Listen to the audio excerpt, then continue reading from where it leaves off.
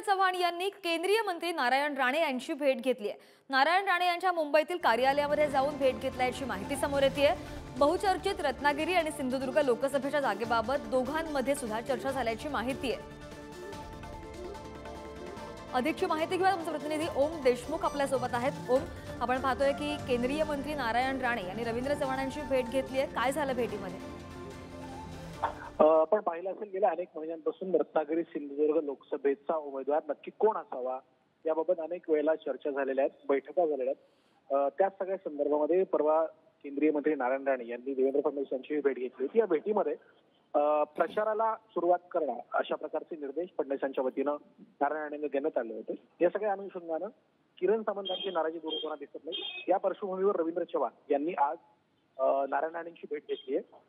कशा प्रकारे शिवसेनेचा जो दावा आहे तो दावा आणि एकंदर सध्याची राजकीय परिस्थिती, स्थानिक राजकारण, स्थानिक समीकरण या सगळ्या संदर्भात ही भेट झाल्याचं कळतंय। नारायण राणेंच्या उमेदवारी जवळपास भाजपच्या वतीने शिक्कामोर्तब करण्यात आलंय। या सगळ्या अनुषंगानं माहितीतल्या या नेत्यांच्या भेटीगाठी आता वाढत आहेत।